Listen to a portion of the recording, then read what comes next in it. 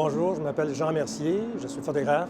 Je suis l'auteur des murales de la station de métro Acadie.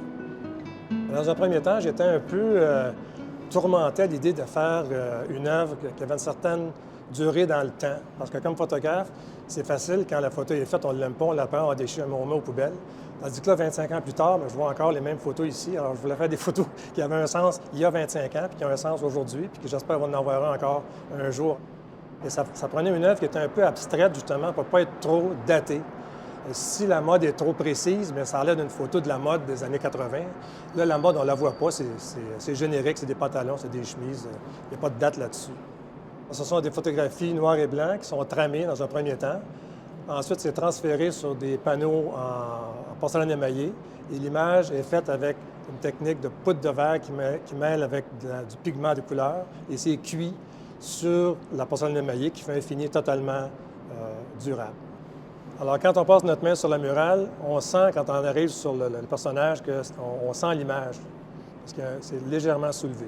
C'est le même fini que le frigo chez vous ou le poêle, c'est de la poudre de verre qui est cuite sur un fond de métal. Quand je l'ai faite, c'était la première station de métro qui avait de la photographie. Puis ça a été possible grâce au procédé de porcelaine émaillée qui répondait aux exigences du BTM à l'époque, d'avoir quelque chose qui est totalement ignifuge et résistant aux égratignures, au vandalisme.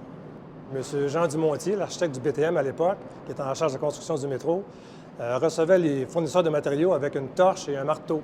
Et eux déposaient leurs produits sur sa table, puis ils sortaient la torche, ils mettaient le feu dessus, ils donnaient un gros coup de marteau, puis ça résistait à ça, mais ça répondait aux normes du métro. Mais ça, c'est même pas une farce, hein?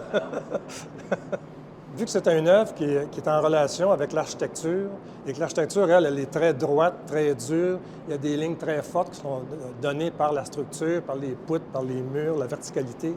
Je voulais quelque chose qui soit en contrepoint total à ça, que ce soit libre dans l'espace, que ça ne soit pas aligné sur rien. C'est pour ça que les personnages, d'ailleurs, enjambent les plis dans les panneaux. J'en fais abstraction, ils se déplacent à travers les plis. La photographie donne beaucoup de réalisme, de présence aux personnages. Ça, ce sont des vraies personnes. C'est la force de la photographie, c'est le réalisme de l'image. J'ai pris des gens de mon entourage. Dans ce cas-ci, c'était les architectes qui ont fait la station ici. Le deuxième personnage, c'est mon frère, qui est l'architecte en chef de la station. Et le vieux monsieur plus loin, c'était mon père, qui était associé comme architecte sur la station ici. Qui, à un moment donné, a été le plus vieux architecte pratiquant au Canada. Il est mort à 94 ans, il pratique encore. Ici, dans la composition, je l'ai à côté dans le pli des panneaux. Vraiment, j'utilise l'élément architectural pour l'intégrer. On peut très bien voir ici le point, que la partie ici où il y a plus de points, c'est plus sombre, donc c'est à l'arrière du pantalon, puis l'éclairage est en avant. Et puis c'est à la fois donc détaillé par ça, mais abstrait par le fait que c'est décomposé en points. Et puis si on regarde très, très bas, ici en très petit, il y a ma signature. Le premier personnage que j'ai fait, c'est ma fille, qu'on voit là, que j'ai posée dans un premier temps. Elle était couchée sur une table. J'ai inversé la photo. En mettant les mains comme ça donne vraiment l'impression qu'elle tourne le coin, là, comme un avion qui tourne.